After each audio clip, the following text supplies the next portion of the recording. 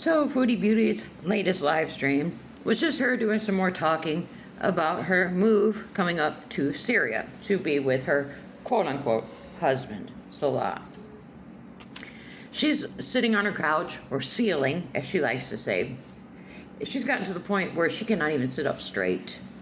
She is just leaning constantly on her couch, on that disgusting, filthy couch. Anyways, she says that she needs to, she doesn't know how she's going to do it, but she needs to get up and wipe down her appliances in the apartment because they're coming to do a move-out inspection to make sure that, none of the appliances are damaged or anything. So she is serious. She must have given them her notice, but I still don't believe it. I still think they told her they weren't going to renew her lease, but I don't know. We don't have any proof of that. So she says she's certain the only damage to the apartment would be the screen from the cat BG climbing up the screens. So she says she was on a video call with Salah, and he showed her where she's probably going to be living. Now, she says it looks safe. This confused me.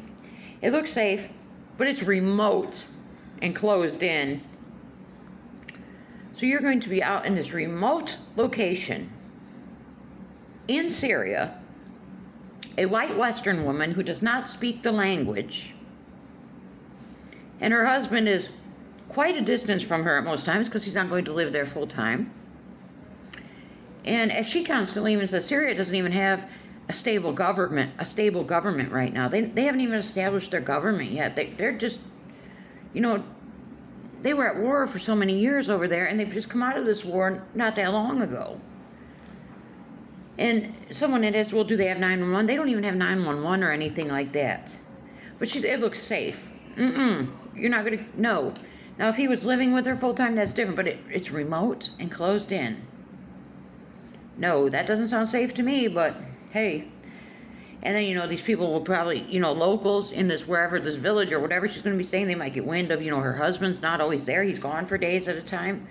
But this is safe. Okay, Chantal. And she says, and it has a huge swimming pool, and it's in the shape of a bean, a kidney bean. I don't know why she felt the need to tell us that. And she's not sure if it has AC. She thinks Salah's going to have to install some AC for her. And it does have a Western bathroom. She made sure to tell us that because she could not survive without a Western toilet. I don't know what the other toilets are. She said it's a squat toilet they usually have over there, so I really don't know what that is. I've never felt interested enough to even look it up. So now she's moving. Doesn't know the name of the village, exactly where this is, nothing. How far this would be from Salah and where he's staying with his father. And she doesn't even know if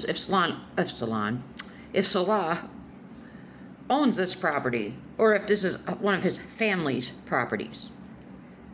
She is just going on a wing and a prayer. She doesn't have barely any kind of information. But she says it looks nice. Salah's asking her about what kind of furniture she wants and whatnot. Then she starts talking again about BG the cat. It's going to cost her about an extra $350 to $400 to fly BG with her. Plus, they're going to have to spend. She's going to have to spend about $500 to get a hotel room or motel room or whatever in the airport because she thinks she'll have about a 16-hour layover. Plus, it's going to cost about $800 the plane ticket to get there. So that's what, $8, $12, $1,700 we're looking at total. And that's not including all this thing she says she's going to buy for BG. So anytime now she's going to start begging the Beezers, even though they paid for her to get back to Canada under the premise that she was not going to leave Canada to run back to Syria. So now, she's probably going to beg the Beezers, help me get back to Syria to be with my husband. I just hope none of them fall for it this time. Because like I told you yesterday, she told these ones that she had promised refunds to if she decided to go back to Syria. She said, no, you're going to sue me. I'm not refunding any money. Then she, for whatever reason, she gets to talking about her showering. Oh, because someone said, you know what, if you can't even stand, how are you showering? If you can only stand for 4 minutes at a time. She says she showers in 7 minutes or less. How do you shower in 7 minutes or less? I mean, I know she has barely any hair. So it's not taking her long to wash her hair. I understand that. She's just about bald, really. She suffered a lot of hair loss for whatever reason. I think it's because she's only got the hijab on and she's not taking care of her hair. I really think that's what it is. And plus her diabetes and everything has caused all this hair loss. But it takes her about 7 minutes, because she's not shaving or anything because she doesn't have anybody enjoying her body right now. Ugh. I mean, I could understand not shaving. Not shaving your legs, okay, who cares? Because she's always wearing pants anyways, and like she said, nobody's quote-unquote enjoying her body. Oof, I don't want to think about it, but I can't help it. She put that image in my mind. Oof. Anyways, but she said, and what's the point of exfoliating or anything? Girl, when you're in that shower, you're supposed to scrub yourself, exfoliate that dead skin off of you every day when you're in that shower. But, she's even told she doesn't even really wash her legs or her feet or anything because, the soap from washing the top part of her body will run down and clean her legs and her feet. That's how nasty she is. She's nasty. She says she just washes her holes and her rolls and gets out. I wanted to throw up when I heard her say this. And how, you're supposed to be this modest Muslim woman. But you have no problem saying this to where hundreds of people will hear you say it. I just wash my holes and my rolls and get out. Come on now. And this is the prize that Salah wants to come to Syria, supposedly. So she's complaining about this headache and nausea, so she needs to go to the dispensary because it's not going to get better if she doesn't smoke.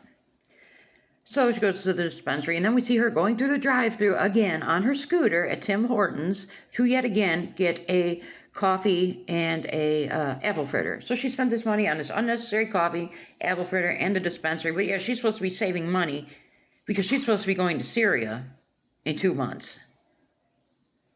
She's another one, can't save any kind of money. She says that yes, there is a travel advisory. No travel, they're advising you not to travel to the Middle East, but she says, that's just all propaganda, and it's not nearly as bad as they say. Someone even told her that there was a bombing in a suburb of Damascus, and she said, oh, and just kept on as if it was no big deal. It's not safe, but you can't tell her anything. It's just the government wants to scare you. That's why they're telling you don't travel there. Okay. Then she goes on to tell us how she doesn't like uncircumcised men, as if that was something we just had to know about her. Another image I didn't want in my mind. And then she goes on talking about her mods. Her mods, Teardrop and Tracy. They're something else. From what I gathered, they're both, women in their 40s and not very financially stable, and they both have a lot of health problems. Well, she said that she prefers Teardrop over Tracy because Teardrop doesn't follow FFG like Tracy does, and Teardrop's nice and loyal. So now Chantal's basically telling her mods who they can and can't follow because Chantal and FFG have a history. I'm not even going to get into it. It's a long history. They hate each other. And then she says she needs to lose weight and build stamina. So we'll see. Today's Monday. We'll see if her quote-unquote stamina bees started today, if she has tried to do anything. Because she's sure she can lose, at least 10, 20 pounds in a month. And that's going to make a huge difference for her mobility and getting her to Syria. People are telling her, this is not safe. You shouldn't be putting your cat through this. She then says everything she's got to order from Amazon and from Temu. She's going to order, the airline approved carrier for BG, the big play tent, collapsible food and water dishes, a small litter pan, and she's going to have this backpack that she takes pee pads and a Ziploc of litter and all this, everything that BG needs in it. And, like I said yesterday, she said that humans have to go through stress and sometimes animals do too. That's just the way it is. And then she's also saying that she's making all these preparations. She's got this all planned out. She's going to wear compression socks. She's going to constantly keep moving her legs. And she's going to take her low-dose aspirin. And, she's traveled a lot, and she was sicker than this and couldn't breathe. No, this is the least mobility she's ever had. And her health is worse now than ever. And she's going to travel hours to get to Syria to a man who's just scamming her. And then she's not going to be happy there, and she's going to be begging for the Beezers to pay for her to come back to Canada again. Mark my words. Let me know your thoughts.